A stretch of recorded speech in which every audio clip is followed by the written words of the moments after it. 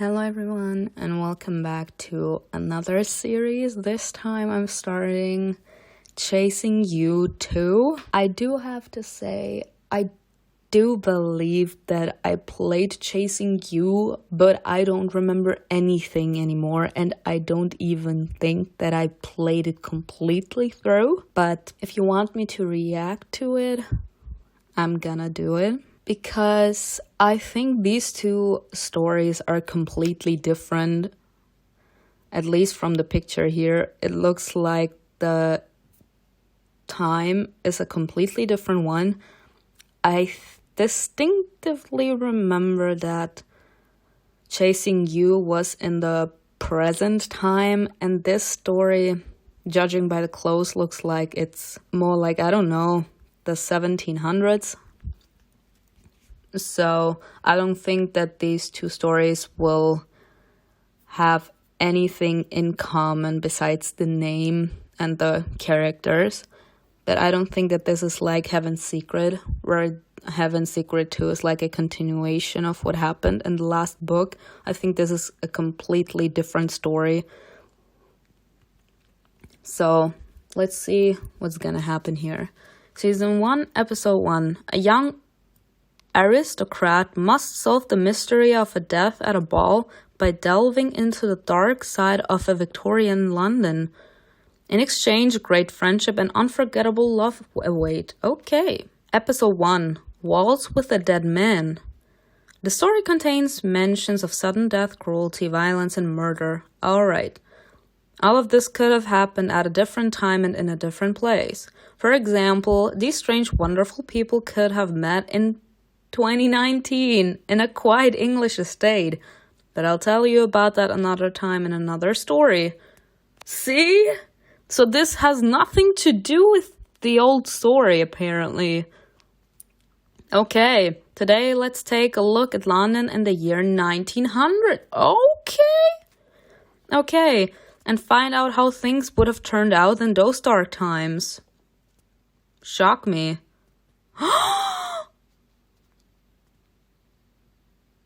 Nah, you all know I'm a fan of the new CGI.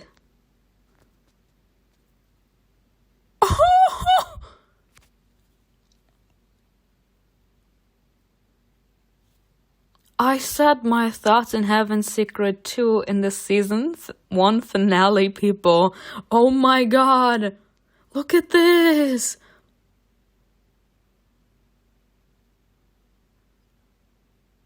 Okay. Oh my god, people. I am shook. London, May 1900.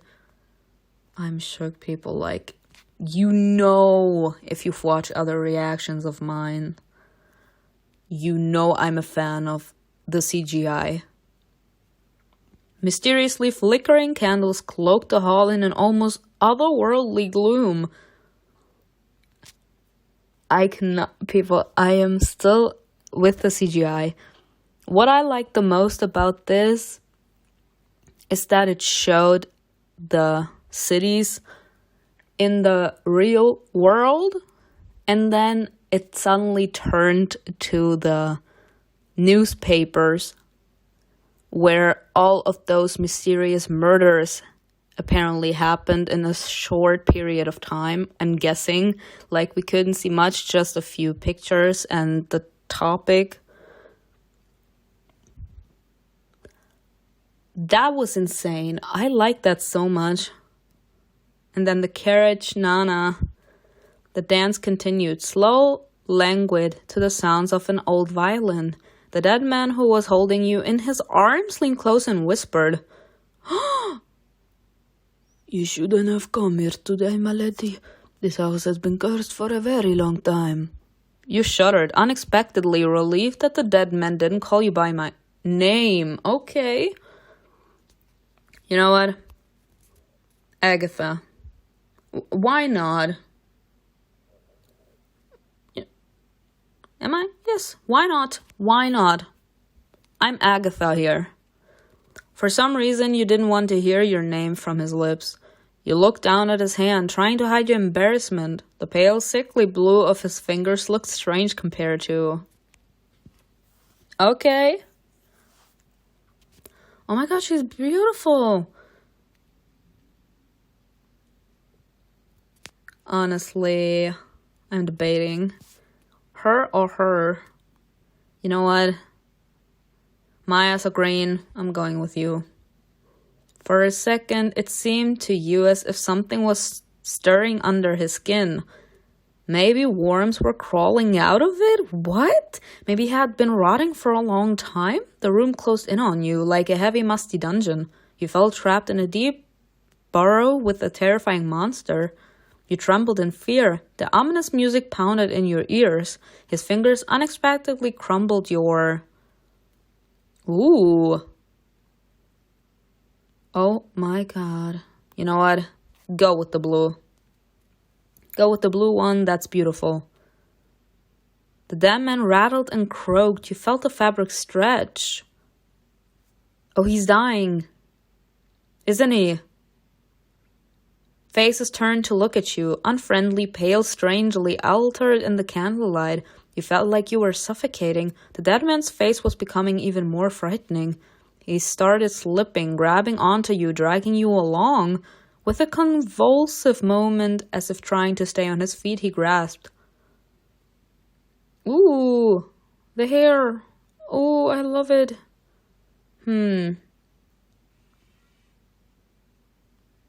Honestly, I love this hair.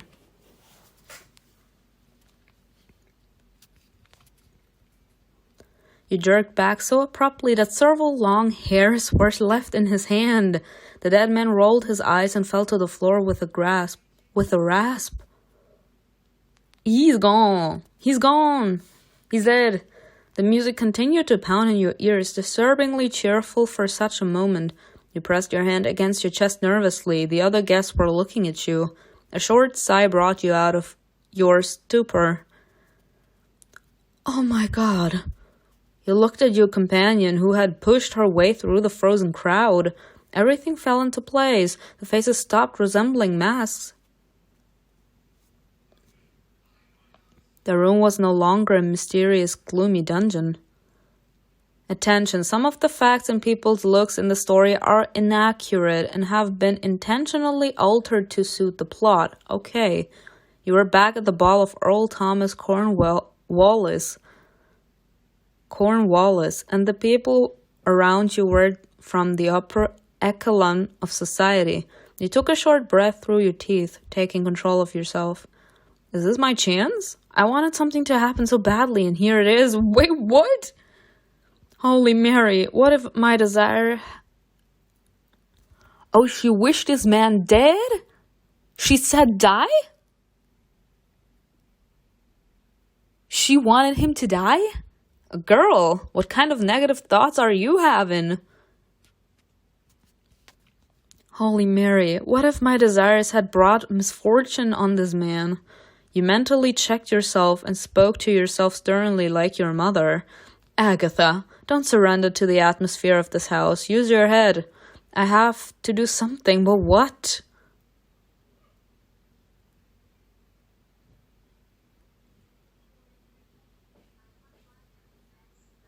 You looked around the ballroom helplessly, searching for support or guidance. Everyone around you stood still, not giving you either. Or maybe it was your mind racing so fast that time seemed frozen?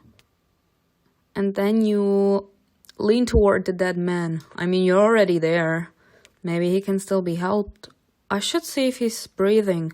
He was lying on his side with his half-clenched fist against his chest. His other hand searched for the first, trying to reach the extended index finger. There was a ring on his finger, large, unusual, adorned with unfamiliar symbols. You kneeled next to the dead man, rustling your skirts.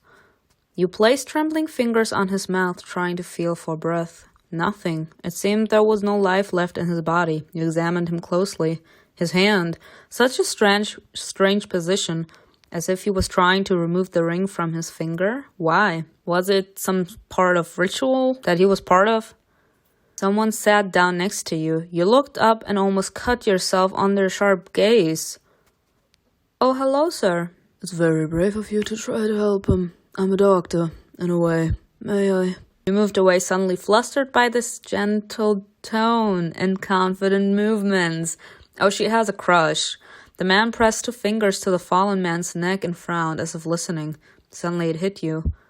I know who that is. It's Duke Clarence. What is it? Is he all right? Is he alive? Oh my god, it's Duke Alexander Clarence. Why didn't Eve tell me he was going to be here? Isn't Duke a title or someone that is royalty? You threw a stern glance at your companion, but she seemed to be in shock. The appearance of a member of the royal family? Yes, okay. The appearance of a member of the royal family at a ball hosted by a mere earl was unexpected, and perhaps it was a sign? I'm afraid not, Earl. It seems he has passed away.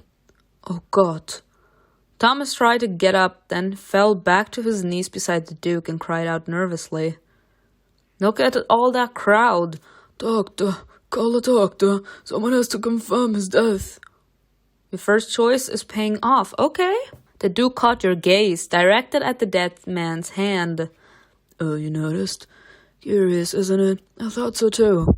Why would a dying man try to remove his ring? Perhaps it's a special ring. Perhaps this ring was cursed and it was draining the energy out of him, or poisoning his body and his mind. And that's why he was trying to remove the ring, because perhaps he noticed that it was the ring. And he was like, let me take it off real quick. Perhaps I'm gonna feel better then, but it was too late. I thought it was the cause of his choking. It's so unusual. He spoke so softly, even Thomas, who was fidgeting about nearby, couldn't have heard him. I just looked at his hand, Your Highness. Nothing more. This is awkward. We haven't even been introduced. Don't be modest. Your real conclusions. What were they? I thought the ring might be related to his condition. I wouldn't dare suggest it was poisoned, but a doctor should examine it. And if not a doctor, then maybe a coroner or a policeman. Alexander nodded approvingly and glanced at the subject of the conversation. I agree with you completely. Wow. Okay. We got 1 authority point. Eve appeared at your side. It seemed that she finally dared to approach the dead man. Lady Harrington, you look unwell. You need to sit down.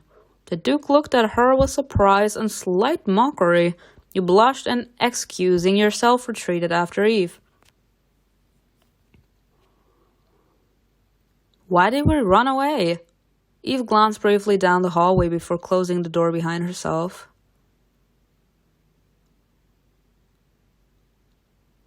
Work it out yourself, my lady. Intuition or logic points, okay.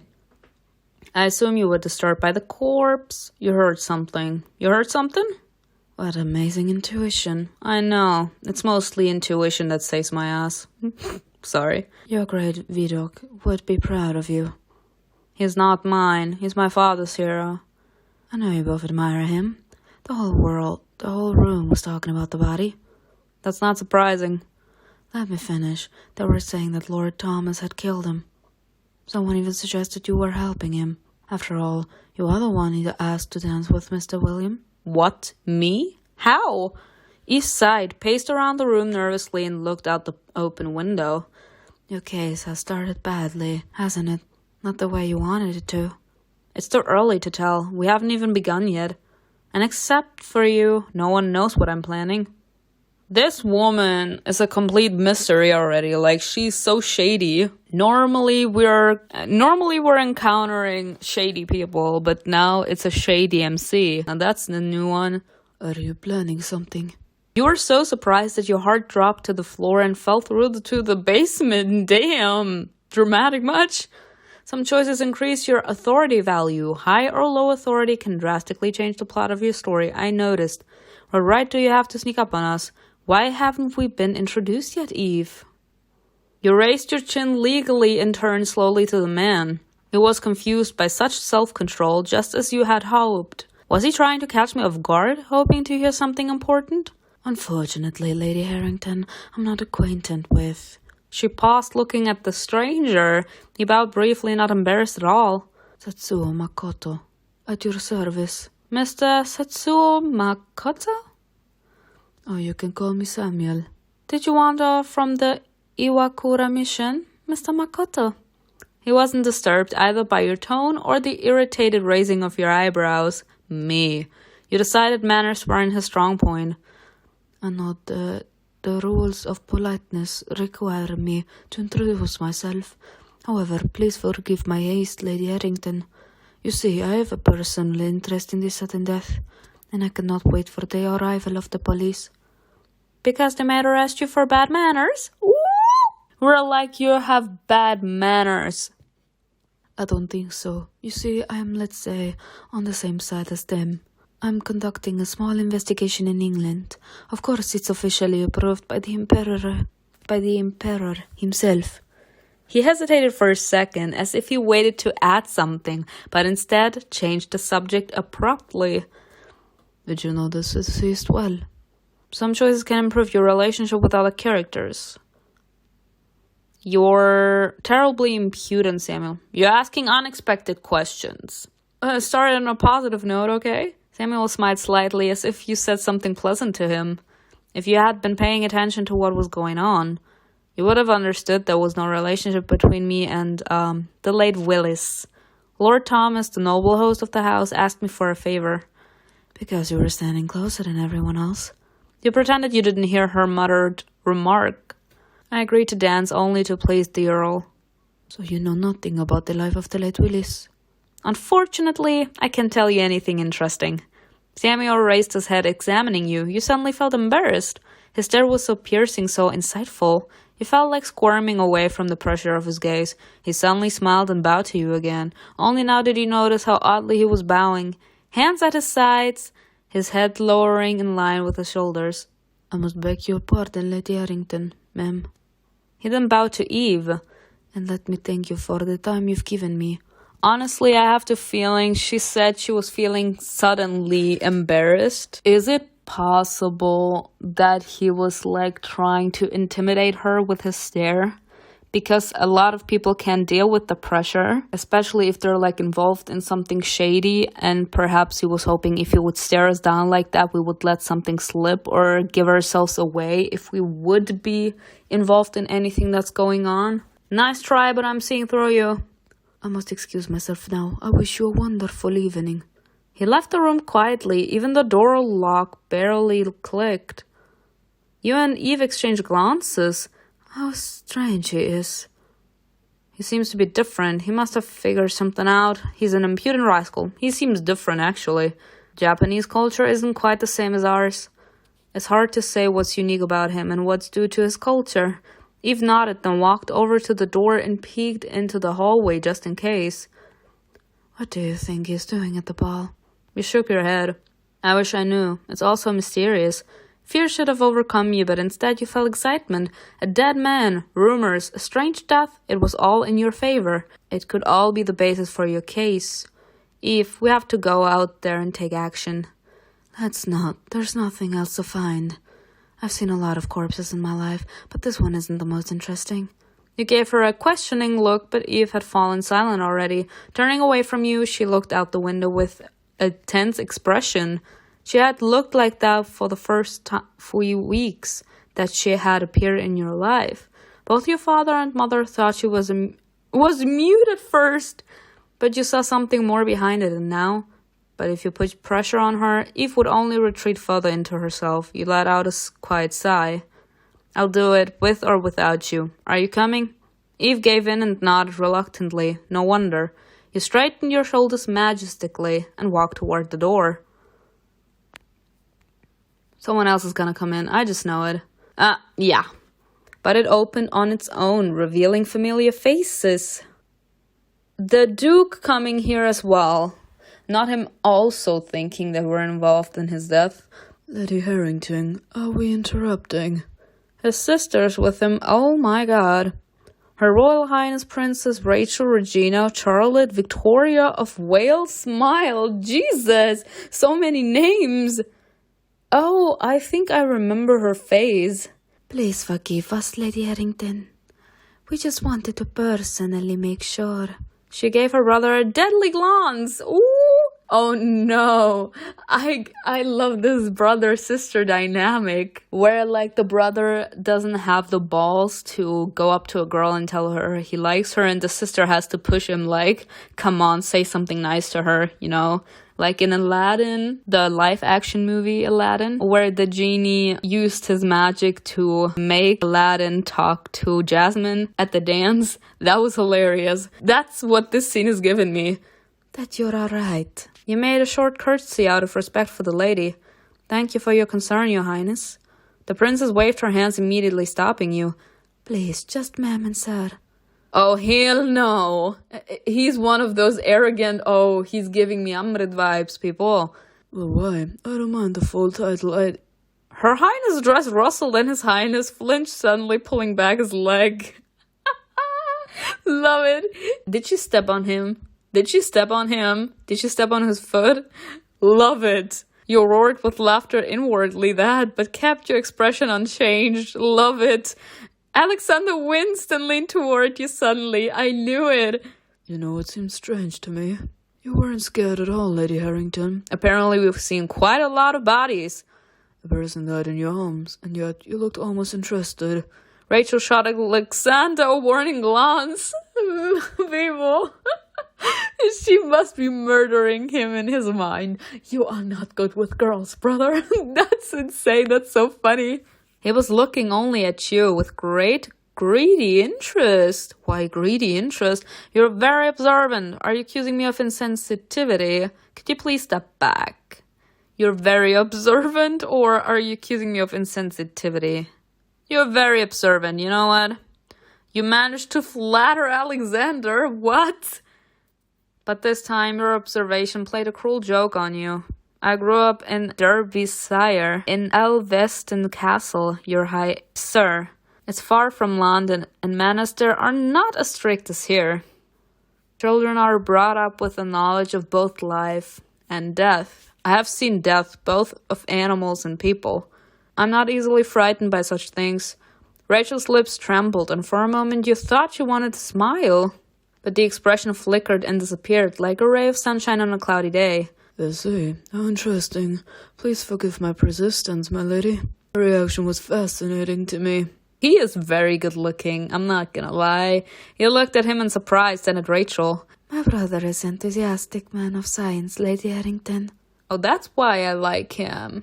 I love a man that is capable to accept slander and to give slander. Like, he gives off those bitchy vibes, but I give off the bitchy vibes as well. Like, you don't bitch at someone and then you can't take the heat, you know? If you can't take the heat, get out of the kitchen. You can't bombard me with insensitivity and with all those rude comments and then not be capable to accept when they're thrown back at you. He's often fascinated by the strangeness of the world. Judging by her tone, Rachel wasn't inspired by Alexander's enthusiasm. You set this observation aside for all later and made another short curtsy. Judging by the rustling of skirts behind you, Eve did the same. Well, maybe we should go back to the ballroom. The police will arrive soon. You felt excitement again, the real police, and the opportunity to watch them in action. You couldn't pass that up. You assumed an innocent air, nodded to Eve, and both of you followed Alexander and Rachel. I cannot with anything that's going on. She's a shady MC. Now that's interesting. Apparently this isn't the first body we've encountered so far. The police arrived quickly and immediately got to work. The ballroom was in chaos. The ladies were nervously whispering to each other, and the gentlemen were twisting their mustaches in discontent.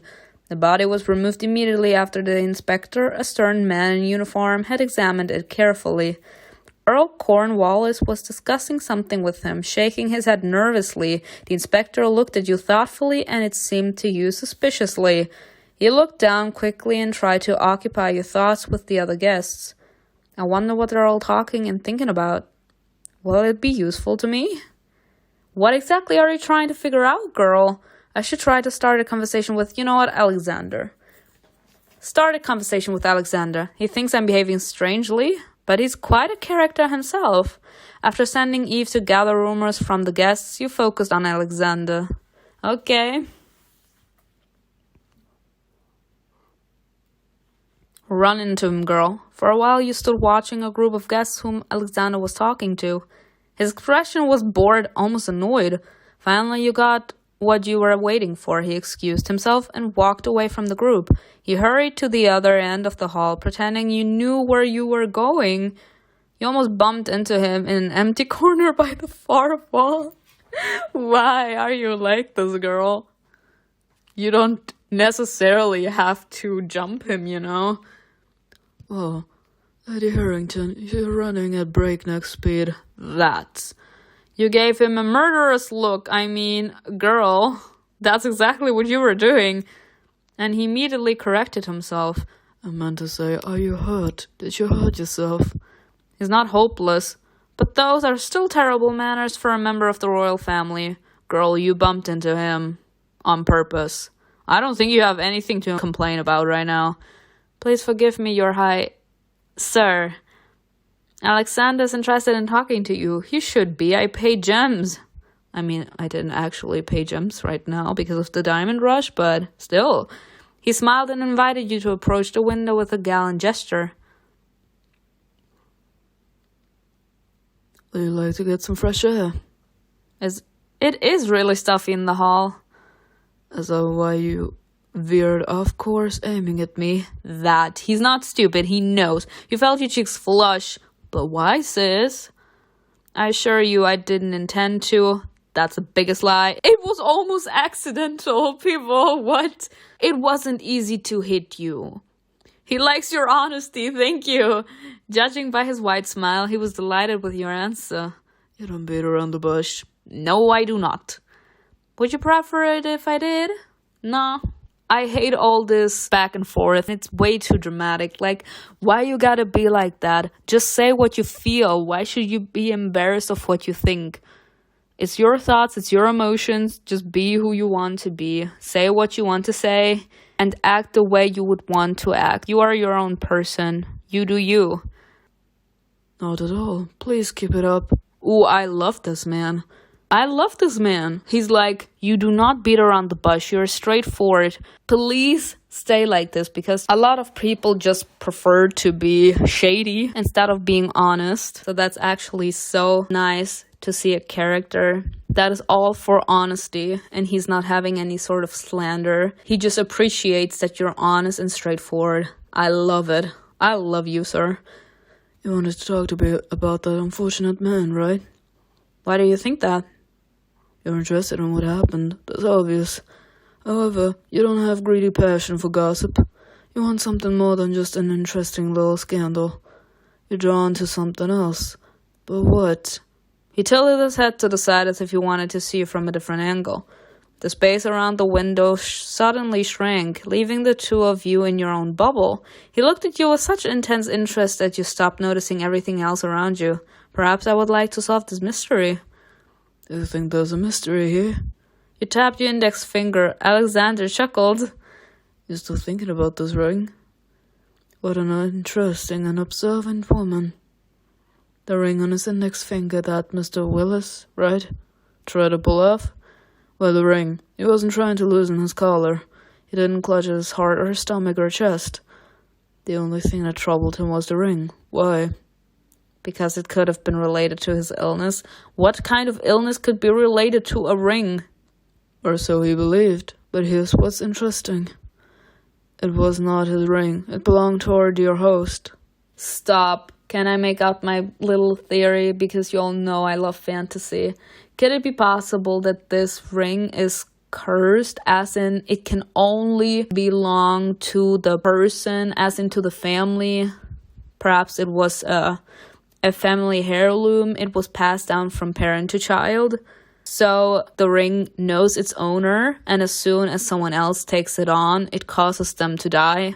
You know, as in some sort of curse. The power that this ring possesses can only be given to that bloodline, if you get what I mean. Like, that would be interesting. Alexander glanced at Thomas. You inhaled sharply. Do you think the ring could have been poisoned?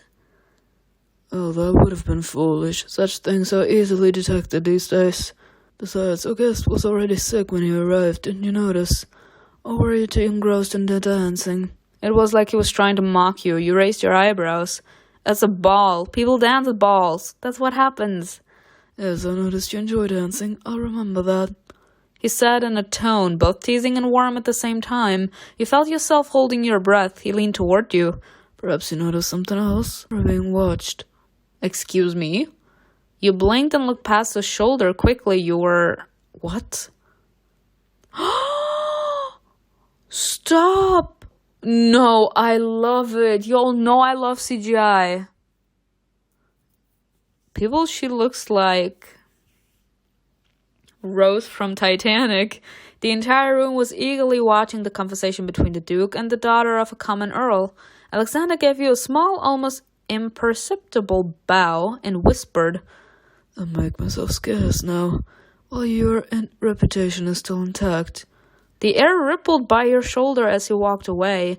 You inhaled the scent of wood and patchouli, a subtle trail that followed him, and blushed. Agatha, snap out of it. He was laughing at you. But I think he's more intrigued by us than anything else. Perhaps it's not normal that a woman has that much guts to be interested in a dead body, or not to be that scared of them dying and not being personally affected by that. So perhaps he's insanely intrigued by that. You returned to the spot where you parted with Eve and pondered deeply. No, this won't do. I need more information. Maybe I should join the princess group. You looked thoughtfully at the circle of people gathering around Rachel. No familiar faces. You felt disappointed. Perhaps they will invite me to hear about Willie's death. You shook yourself and assumed a slightly distant air. You walked through the crowd, stopping occasionally at small groups. They immediately started questioning you about the dead man, but you managed to escape the gossip. The target was getting closer and closer. Oh, Lady Harrington, we were just wondering. I wonder which bit of gossip you are going to ask me about. Agatha, you look unwell. Would you like to be taken to quite a room while the police are busy? I told everyone how well you're holding up. At this point, she paused and politely introduced you to the whole group. But if you need privacy, I'll talk to Earl. Rachel's kind heart reaches out to you. She is so pure. I like her. You were confused, not expecting such concern. Rachel understood your silence and clasped her hands. Ladies and gentlemen, let me take care of Lady Harrington. She had a difficult evening. The least we can do is give her some privacy. Rachel took you by your arm and led you to a quiet corner of the hall.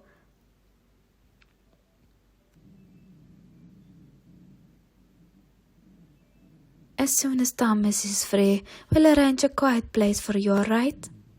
Ma'am, you're very caring. Rachel appreciated your compliment greatly. Aw. You immediately blushed. Why? Just be honest, Jesus. Saying things like that was improper. And I like to be different. I'd like to stand out, but Rachel smiled at you with obvious pleasure. I'll be honest with you. I'm not like this with everyone. Yeah, because we're special. I just took a liking to you right away. You reminded me of someone. Alexander also said that you remind him of Harry. I remind him of a guy? That. I reminded them of some man? Was that really a compliment? I'm impressed with your resilience in handling this situation. Lady Harrington, you may seem fragile on the outside, but you have a core of steel. That's the most beautiful compliment I've heard. You curtsied, flustered by her kindness. The warmth of her hand supporting your elbow was so comforting. You suddenly realized that you were very tired from the night's events. You were willing to let her take you anywhere and take care of you. Instead, you pulled yourself together. Remember about the case. I'm afraid it won't be possible to have any privacy right now. I'm sure the inspector will need me for questioning. Unfortunately, we all have to go through that tonight. She looked toward the mustached inspector without pleasure. I don't think he'll torture you for long. You didn't do anything wrong. Oh, I didn't even know the late Mr. Willis. No wonder he wasn't someone from your cycle. From my understanding, Mr. Willis was just an ordinary merchant. I'm surprised he even caught the Earl's attention. Although they say that after Thomas got into scenes, some pretty strange individuals started appearing at his house. Very interesting information. Rachel leaned in closer, touching your shoulder with hers. For some reason, that innocent gesture made you hold your breath. Gay panic. Gay panic. Is she a love interest? Oh, you know I am living. She smelled of violets, peaches, and just a hint of lilac. I'm sure this isn't all a coincidence. He and Thomas behaved so strangely. Before Thomas asked you to dance with Oscar Willis. While you were digesting this information, Rachel raised her head. Please excuse me. I hope... She placed her fingers on your hand in a gentle gesture. Aww. Oh, how beautiful. We look so beautiful. No, she's pretty too. No, people, look at that beautiful picture. We can talk more later, Lady Harrington. Smiling tenderly at you, Rachel fluttered away in a hurry. Love it. You watched her flight and understood the reason for her haste. Alexander was hovering over the inspector, rebuking him for something. I love it. You covered the spot where Rachel's fingers touched you with your palm. Well, I learned something interesting. You moved to the center of the room and suddenly noticed your new acquaintance. With his arms crossed over his chest, he was watching the police intently. You're indeed an unusual person. As if feeling the pressure of your gaze, he turned his head sharply. You gasped in surprise and took a step back. His look immediately softened. Samuel walked over to you. Lady Harrington, are you feeling well? Yes, thank you, I'm fine. You're remarkably composed for an English lady. You raised your eyebrows, feeling suddenly offended. You don't seem to know English people's spirit very well, Mr. Makoto. I'm afraid that could work against you if you stay in London. Unfortunately, that's true. You've recognized my problem. He looked sadly at the inspector, who was still trying to get away from Alexander. This could be my chance to learn a bit more about him. Maybe I could help? He turned his whole body toward you, finally no longer staring at the inspector. What do you mean? Let's put it this way. For a moment you tried to choose your words carefully and then gave up on politeness. You need to find out something, so do I. Could we help each other? It depends on what you're after. I might not have the information you need. I want to know more about that unfortunate dancer, Mr. Willis. What a coincidence, so do I. And I also want to know. You flinched. Something changed in him, subtly but surely. He said, if you are gonna be that straightforward, so will I. I love it. It was as if until now you were looking at a sword lying peacefully in its sheath. Now hearing the call to battle, the blade was unsheathed, ready to strike. What do you want to know more about him, Lady Harrington? Maybe I shouldn't lie to him? After all, he's not from around here. He might not consider my plan unworthy or shameful. You noticed Eve sliding through the crowd and became flustered. No, it's not worth it. Telling him everything would be stupid, but lying can be dangerous too. I won't lie to you. He appreciates your honesty very much. I love this story. Be honest. Sadly, honesty is not much appreciated nowadays. But unfortunately for the people that can't handle the honesty, there's nothing I can do. I'm not gonna change that. I'm gonna be straightforward. I don't like to beat around the bush. I don't like doing shady business behind someone else's back. If I don't like you, I'm gonna tell you straight up. I love that the people in this story appreciate the honesty. There is no such thing like, I don't know, your question was too blunt. They refused to open up to you. Oh, love it. I have reasons that I don't want to talk about right now. They have nothing to do with Mr. Willis personally. I really didn't know him before tonight. I don't know anything about him, and I don't have any useful information for you. However, his situation might be useful to me in a way. Please don't make me reveal the details, just trust me. Samuel remained silent for a minute, scrutinizing you with his intense gaze. Then he nodded. The blade returned to its sheath. His gaze softened again. Mr. Willis was a casual friend of Earl Cornwallis.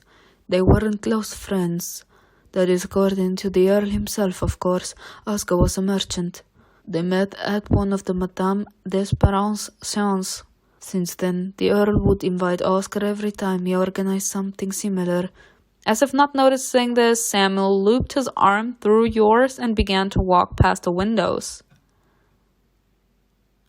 Ooh, love it.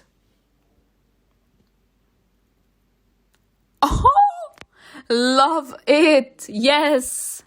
Give me a picture of all three of them. No, oh, she looks beautiful.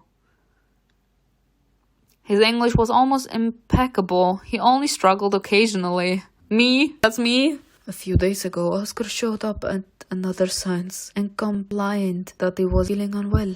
During the scenes, it got worse and started screaming that the ghosts were trying to kill him. So perhaps it is true what I said. It's a family heirloom and it can only be worn by that bloodline. If someone else wears that ring, the person is considered unworthy and the ring is gonna kill him. Like in Kali Call of Darkness, we had like this vision where we could see through a veil that separated the world of the living from the world of the dead. And perhaps that's something that's happening here. The Earl was embarrassed by his behavior and interrupted the scenes. Samuel stopped with his arm still looped through yours and frowned. Tonight Oscar came to demand the Earl's help. He claimed that the ghosts were still trying to kill him. Then he died. Focusing his gaze on you, Samuel suddenly realized how close you were standing. Blushing, he almost recoiled from you. Oh, my apologies. I got carried away. Upon seeing his embarrassment, you didn't get angry but only giggled. Allow me to praise your English, Mr. Makoto. It's excellent. Allow me to praise your patience, Lady Harrington. It's endless. Aww, that was a cute interaction. You wrinkled your nose in a playful grimace. Well, I suppose it's my turn to share some information. Lady Harrington, excuse me for interrupting your conversation. Inspector Restlade, may I ask you a few questions? The man appeared beside you suddenly, but you managed to not flinch. You looked at him respectfully, but with an air of dignity. I think that's exactly how one should behave when they will be doing your job one day. Of course, Inspector. Should we move somewhere else? I'll leave you to it. Thank you for the conversation, Lady Harrington. Oh, I love you. I love you. Please come back soon. When Samuel walked away, Restlade shook his mustache discontentedly after him. Then he opened a notebook on a clean page and wrote something at the top. How closely did you know, Mr. Willis? We met today at the ball. We were introduced by the Earl. I'm afraid I didn't have enough time to get to know Mr. Willis well during our dance. Besides, he was behaving somewhat eccentrically. What do you mean eccentrically? You frowned, remembering. A couple of hours earlier. That's what happens at our science. It's such a fascinating process. You smiled politely, trying to take note of the other guests at the same time. You and Eve were late, and you had to discreetly catch up on what was happening. You greeted the host politely and began to talk with other acquaintances. You recognized some faces immediately, while others were new to you. I've always been fascinated by the supernatural world. Me! The Earl stared at you with childlike excitement and asked, What about you, Lady Harrington? What do you think about ghosts and spirits? Eve opened her eyes wider, expressing both sympathy and a desire to escape. I denied it. I believe that the unexplained exists. Not every mystery can or should be explained by facts. It seems to me that the soul and its different forms should also be taken into account, and they defy any logical analysis. Oh, you understand. I'm so glad. There are so many skeptics around these days, you know. Everyone needs science and proof, so few people believe in the incomprehensible. Oh, that's not true. There are fewer skeptics than you think. They just speak louder and more forcefully.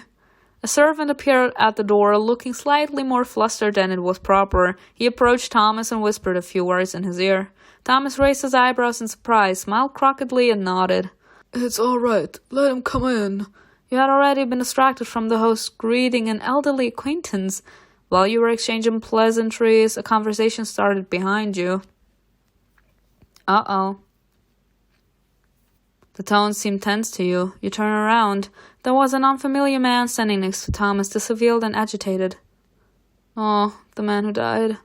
I assure you. Thomas was saying something to him quickly and quietly while the man was tapping his foot nervously. Your attention turned back to the elderly lady and her complaint about the goat. Not about goats. A minute later, Thomas interrupted your conversation, wringing his hands nervously. Ladies, we need music and your lovely smiles. Lady Harrington, would you do me the honor and dance with my special guest? He is a dead man. He felt himself dying. It's the damn ring people. Mr. Willis, Oscar, don't frighten the ladies. The man bowed to you gallantly and extended his hand, inviting you to dance. What kind of invitation is this? This is against all rules. You decided to save face. You know what? We're gonna save face. Sometimes you have to know when to shut it. Authority, yes. There are uncouth behaviors, no reason for me to act like a fool. Sometimes you just have to go with the flow. That's sadly how things go nowadays. You smiled warmly at the dead man and took his hand. Should I address you like that, Mr. Dead Man? Ooh! Oh, that's the most fitting address for tonight, Lady Harrington. Honestly, I feel bad for him. Then we moved to the ballroom and started dancing. His hands felt very hot to me, and he seemed to be delirious. He said this house is cursed, you shouldn't have come here. For a moment it seemed to me that he was out of his mind. You remembered the strange feeling that engulfed you during that dance, as if everything around you was covered in a strange thick fog. Faces became masks of angry demons, while the room turned into a frightening cave. It seems I've succumbed to the atmosphere of this house. How embarrassing. I understand, Lady Harrington. Can you tell me anything else? For example? Anything. Your thoughts, suspicions. This might be my chance to show what I'm capable of. Ooh, you gathered all the information about the victim. You straightened your shoulders and smiled charmingly. I knew nothing about the victim before the night. However, I managed to gather some information after the incident. My attention was drawn to the ring on his index finger. A dying person usually attempts to ease a part of their body that is bothering them. They grab the heart, side, or throat, but he grabbed the ring. Why? It's also strange that the ring doesn't belong to him. Our gracious host, Earl Cornwallis, gave him that ring before the dance began. It's surprising that Mr. Willis even came to the ball. He's a merchant, not one of our circle. Also, he was sick. Why did he come to an event beyond his status and with an illness? Strange. As far as I understand, his condition deteriorated a few days ago, right after he attended a séance in this very house. However, he was not a close friend of the Earl, probably just an acquaintance, and the most surprising thing is that he believed he was going to be murdered. The inspector, captivated by the brisk piece of your story, leaned forward. By a ghost. Curious, isn't it? For a while, Restlade was silent, stunned. Then he asked, Did someone tell you all this? I'm good with information. I talk to good friends. Friends can tell you all kinds of bullshit. People, I'm so sorry. There are friend groups that just love to gossip, but nothing true is actually in there. So I'm just gonna go with, I'm good with information. I know how to set priorities. Authority, period. I see. He sat for a while with his notebook pondering. Then he stood up and bowed. Allow me to express my admiration for your sharp mind and memory. I must take my leave now, but I might have to call on you again. Ooh, would you mind me visiting you if necessary?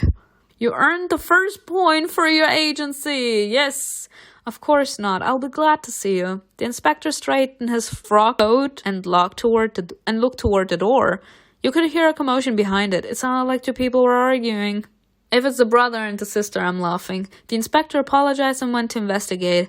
You exhaled, relaxing slightly. Eve appeared at your side.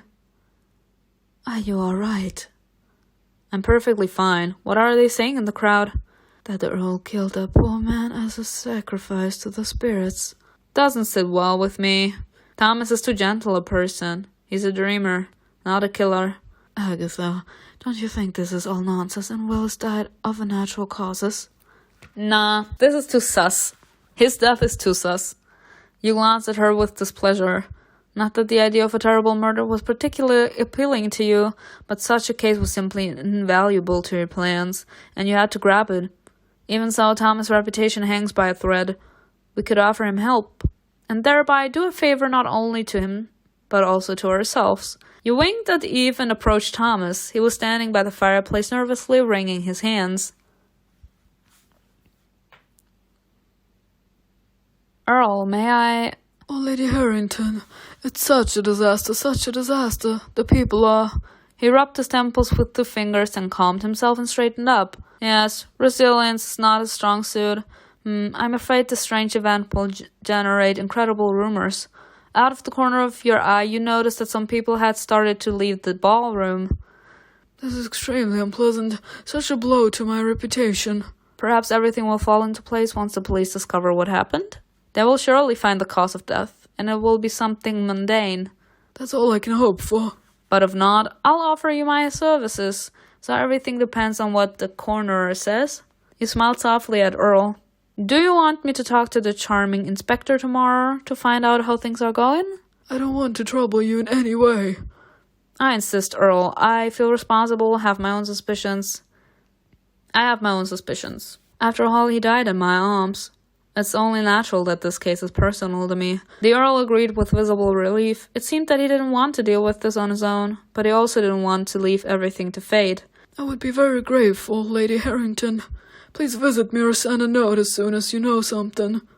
You said goodbye to Earl warmly and left the ballroom.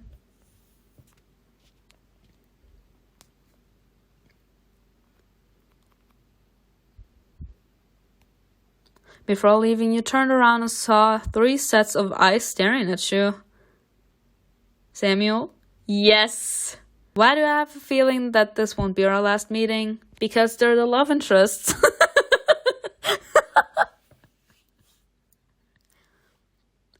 I can't. The next day. So as you can see, that's why this case is so important to me. He died right in my arms, such terrible circumstances.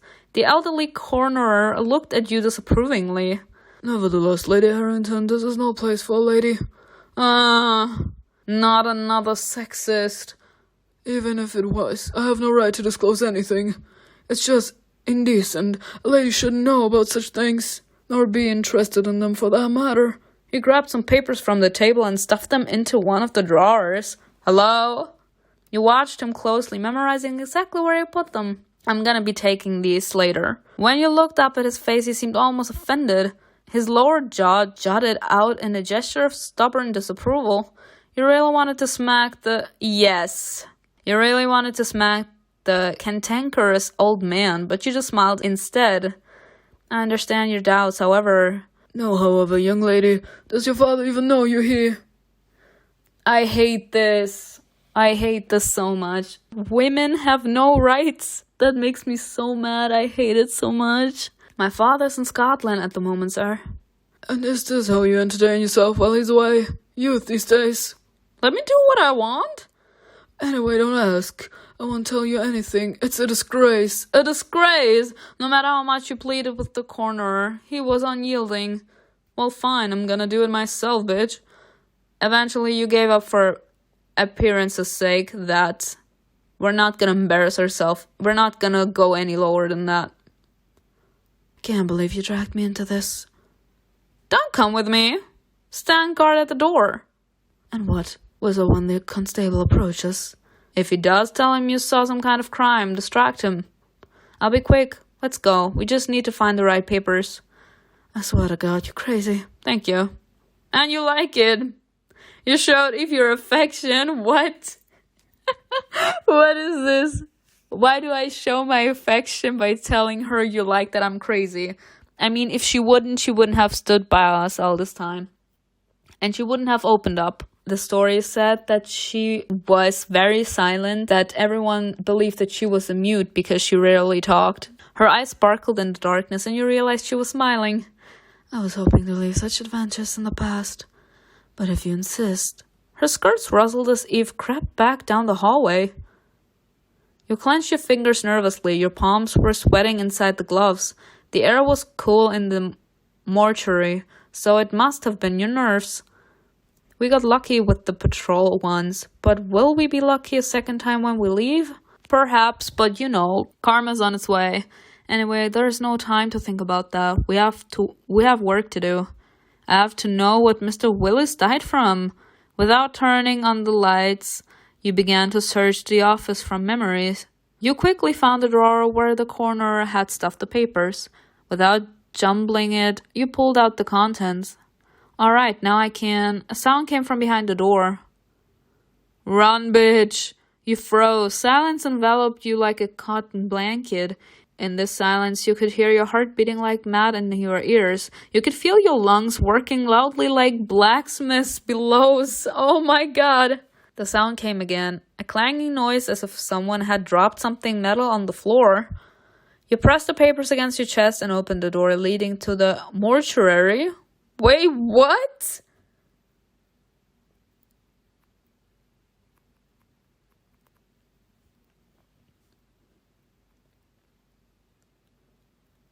That was a good transition. Oh, that was a good transition. You look closely, trying to see through the thick darkness. Someone was moving in the shadows. Wait, what? People, I'm seeing a body at the end, and I'm not having it. You step closer, feeling your heart sink and your fingers tear at the paper. Wait, what? No, people, stop.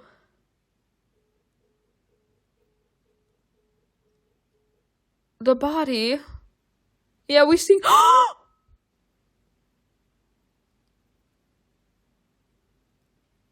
Not us seeing. That was, oh my god. Not the perspective from we saw. A dead man cannot sit up. The corpse of Mr. Willis sat up on the table, staring at you with blind, lifeless eyes. Wait, what? Oh my god. What do you think of the coroner's report, Lady Harrington? Nana. He has to leave me alone. This story has to leave me alone. People, I am done. How? Why? This story already has my attention. Oh my god. Okay, that's a good score for the first episode. I am done with what's happening, so he is not dead. I can't say he turned into a ghost or something because he just suddenly sits up and starts talking. No, I am done. I can't say he turned into a ghost, and he doesn't seem to be dead either. Maybe it really is the ring. As soon as they took the ring off, he came back to life or something. I don't know. That was it for today. Tell me in the comments below what you think was best. And I will see you in another video. Bye.